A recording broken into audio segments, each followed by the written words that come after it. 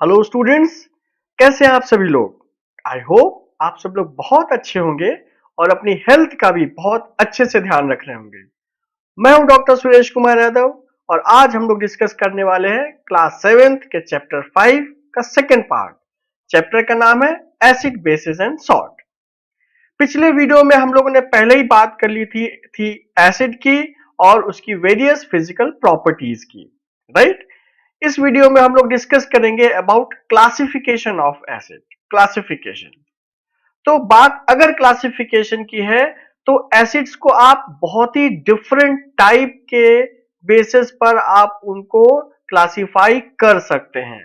Like you can classify acids on basis of their presence, you can classify acids on basis of their strength.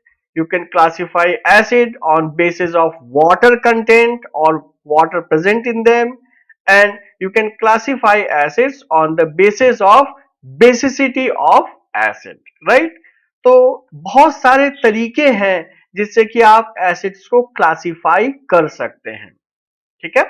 तो हम लोग एक एक को discuss करेंगे, थोड़ा डिटेल में देखेंगे, कुछ एग्जाम्पल समझने की कोशिश करते हैं। तो सबसे पहले बात करते हैं प्रेजेंस की, ठीक है। तो प्रेजेंस का मतलब क्या हुआ? मतलब हुआ कि आखिर वो एसिड प्रेजेंट कहां पर है। क्या वो नेचर में प्रेजेंट है या हम लोगों ने उसको प्रिपेयर किया है। तो on basis of presence acid can be classified into two categories. One is natural या इसी को ऑर्गेनिक भी कहा जाता है, and second is man made और सिंथेटिक, या इसका एक और नाम है जिसको कि बोलते हैं मिनरल एसिड, ठीक है। थोड़ा सा टर्म ऑर्गेनिक समझते हैं क्योंकि आप लोगों ने ये टर्म बहुत बार सुना होगा, ऑर्गेनिक फार्मिंग, ठीक है, ऑर्गेनिक कल्चर वगैरह वगैरह। तो ऑर्गेनिक का मतलब ऐसे कंपाउंड जिसमें कि कार्बन, हाइड्रोजन और ऑक्सीजन प्रेजेंट होते हैं उनको बोलते हैं ऑर्गेनिक। कार्बन के बहुत सारे कंपाउंड नेचर में एग्जिस्ट करते हैं, इतने ज्यादा कि उसके लिए एक अलग ब्रांच ही बनानी पड़ी जिसको बोलते हैं ऑर्गेनिक केमिस्ट्री, ठीक है। तो मतलब ऑर्गेनिक का यहां मतलब हो गया, ऑर्गेनिक का मतलब हो गया कार्बन, हाइड्रोजन और ऑक्सीजन प्राइमरली होते हैं ऑर्गेनिक सब्सटेंसेस में। नेचुरल का मतलब क्या हो गया कि ऐसे एसिड जो कि नेचर में प्रेजेंट हैं, जिनको हम लोगों ने प्रिपेयर नहीं किया है, जो अपने आप से पहले से ही एग्जिस्ट कर रहे हैं, ठीक है। क्या आपने कोई फ्रूट खाया, सपोज ग्रेप खाए हैं आपने, तो क्या एसिड किसने भरा है उसमें? किसी इंसान ने तो नहीं भरा है ना, वो नेचुरल है। ऐसे कोई भी चीज अगर नेचर में प्रेजेंट है जिसमें हमारा कोई भी रोल नहीं है, उसको नेचुरल कहा जाएगा। और इसका जस्ट अपोजिट क्या है? मैन मेड या सिंथेटिक या मिनरल। मैन मेड का मतलब जिसको हम लोगों ने लैब में प्रिपेयर किया है, खुद से बनाया है, उसको आप क्या बोलोगे? मैन मेड या सिंथेटिक। कुछ कुछ एग्जांपल्स देख लेते हैं। सिट्रिक एसिड जो लेमन या कोई भी खट्टे फ्रूट में होगा। लैक्टिक एसिड किस में प्रेजेंट होता है? कर्ड में प्रेजेंट होता है। मैलिक एसिड एप्पल में प्रेजेंट होगा and so on, right. Oxalic acid tomato में भी होगा। तो ये सब कुछ नेचर में प्रेजेंट है, तो ये किसके एग्जाम्पल हो जाएंगे? ये एग्जाम्पल हो जाएंगे नेचुरल एसिड्स के। सिमिलरली अगर हम बात करते हैं मैन मेड या सिंथेटिक के, तो वहां पर hydrochloric acid, sulphuric acid, nitric acid, carbonic acid acid and so on, ये सब किसके एग्जाम्पल है? ये सारे के सारे एग्जाम्पल है मैन मेड, सिंथेटिक या फिर मिनरल एसिड के, ओके। इसके बाद जो सेकंड क्लासिफिकेशन था वो था on the basis of strength. तो सबसे पहले समझते हैं स्ट्रेंथ का मतलब क्या हुआ। स्ट्रेंथ का मतलब हो गया कि कोई एसिड कितना H प्लस प्रोड्यूस करता है, कोई एसिड कितना हाइड्रोजन आयन प्रोड्यूस करता है। इसी को बोलते हैं डिग्री ऑफ आयोनाइजेशन। इसको थोड़ा सा समझने की कोशिश करते हैं। पहले तो आयोनाइजेशन समझने की कोशिश करते हैं, फिर डिग्री ऑफ आयोनाइजेशन। मान लीजिए हमारे पास ये एसिड है HCl, ठीक है। ये किस में टूटेगा? अगर आप इसको वाटर में डिसॉल्व करोगे तो H प्लस अलग हो जाएगा और Cl माइनस अलग हो जाएगा, राइट। तो अगर आपने इसके 100 मॉलिक्यूल लिए और पूरे के पूरे अगर ये आयोनाइज हो गए, अपने आयंस में कन्वर्ट हो जाएंगे, तो इसको कहेंगे कंप्लीट आयोनाइजेशन, है ना। मान लीजिए फॉर एग्जांपल अगर आपने 100 लिए और इसमें से सिर्फ 10 ही मॉलिक्यूल्स टूटे, तो उसको बोलेंगे 10% आयोनाइजेशन। 100 लिए थे, 10 सिर्फ आयोनाइज हो गए या टूट गए, राइट। तो डिग्री ऑफ आयोनाइजेशन का मतलब होगा कि कितना परसेंटेज है आयोनाइज सब्सटेंसेस का। तो जैसे आप जानते हैं पासिंग मार्क्स कितना होता है 30% है ना। 30% से ज्यादा तो क्या हो जाएगा पास, 30% से कम तो क्या हो जाएगा फेल, यही कंसेप्ट होता है। तो अगर 30% से ज्यादा आयोनाइजेशन है तो वो हो जाएगा स्ट्रॉन्ग एसिड, अगर 30% से कम आयोनाइजेशन है तो उसको बोल देंगे वीक एसिड। ठीक है, देख लेते हैं।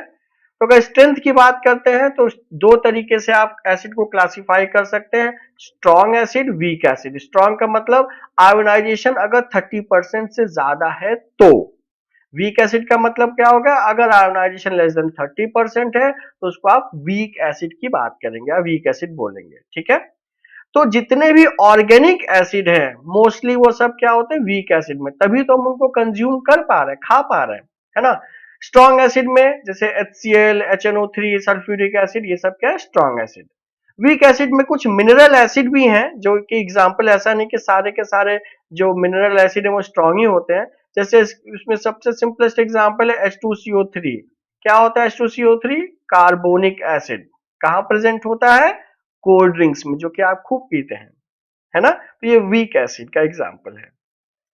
सिमिलरली बात करते हैं वाटर कंटेंट के हिसाब से कि एसिड में कितना वाटर प्रेजेंट है, उसके हिसाब से आप एसिड को दो टाइप में डिवाइड कर सकते हैं, कंसंट्रेटेड एसिड और डाइल्यूट एसिड। कंसंट्रेटेड और डाइल्यूट थोड़ा सा समझने की कोशिश करते हैं। रूह अफ़ज़ा जानते हैं? रूह अफ़ज़ा है ना, काफी थिक सा विस्कस सा फ्लूइड होता है, सबके घर में रखा होगा बॉटल। तो वो कंसंट्रेट का एग्जाम्पल है ना, खूब गाढ़ा गाढ़ा सा होगा, थिक सा होगा। उसी का अगर एक चम्मच लीजिए और एक गिलास पानी में मिला दीजिए, बन गया शरबत। तो रूह अफ़ज़ा एग्जाम्पल है कंसंट्रेट का और शरबत एग्जाम्पल है डाइल्यूट का। भाई रूह अफ़ज़ा में तो वाटर कंटेंट कम था ना, लेस वाटर प्रेजेंट था, तो इसलिए उसको बोलेंगे कंसंट्रेटेड। और अगर उसी में वाटर कंटेंट बढ़ा दीजिए तो उसी को क्या बोल देंगे डाइल्यूट, है ना। तो सिंपल, इसका खाली रिप्रेजेंटेशन का तरीका है। कंसंट्रेटेड का मतलब CuNC से रिप्रेजेंट करते हैं, ये शॉर्ट फॉर्म है कंसंट्रेटेड का, और DIL का मतलब डाइल्यूट। तो कंसंट्रेटेड एसिड भी हो सकते हैं, डाइल्यूट एसिड भी हो सकते हैं। अगर वाटर कंटेंट ज्यादा है तो डाइल्यूट हो जाएगा, वाटर कंटेंट कम है तो कंसंट्रेटेड हो जाएगा। ठीक है, आसान एग्जांपल है। नेक्स्ट बात करते हैं basicity of N acid. Basicity of N acid ये थोड़ा सा ट्रिकी है, इसको समझने की कोशिश कीजिएगा। बेसिसिटी का मतलब क्या हुआ, पहले थोड़ा सा टर्म ये 10th में आप और डिटेल में पढ़ोगे, लेकिन मैं थोड़ा सा आपको बताता हूं। Whenever acid react with base to form salt and water, यही तो बनता है, ये सबको आपको पता है, न्यूट्रलाइजेशन रिएक्शन होता है ये, है ना। तो एक एसिड मॉलिक्यूल कितने बेस को न्यूट्रलाइज कर पा रहा है, ये होता है बेसिसिटी ऑफ एसिड। एक एसिड मॉलिक्यूल कितने बेस को न्यूट्रलाइज कर पा रहा है, ये होता है बेसिसिटी। सिंपलर वर्ड्स में आप ये समझ सकते हैं कि number of hydrogen ions produced by N acid molecule, उसको आप बोलेंगे बेसिसिटी। ठीक है, तो बेसिसिटी तीन टाइप की, मोनोबेसिक, मोनो का मतलब हो गया वन, डाई बेसिक, डाई का मतलब हो गया टू, ट्राई का मतलब थ्री। तो मोनोबेसिक का मतलब ऐसे एसिड जिसमें एक मॉलिक्यूल से एक H प्लस निकले, जैसे कि HCl, HNO3, HF, वो मोनोबेसिक के एग्जांपल।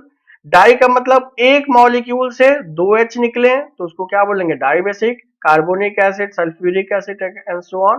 और ट्राई बेसिक का मतलब एक मॉलिक्यूल से अगर तीन H प्लस मिल रहे हैं तो क्या हो जाएगा ट्राई बेसिक, है ना। तो बहुत ही सिंपल सा क्लासिफिकेशन है ये एसिड का। तो हर बार की तरह अगर ये आप क्वेश्चन सॉल्व कर पा रहे हैं दैट मीन्स कि आपको वीडियो समझ में आया है, और अगर ये क्वेश्चन सॉल्व नहीं कर पा रहे हैं तो वीडियो को दोबारा देखने की जरूरत है, या फिर एक बार बुक को भी रेफर कर सकते हैं।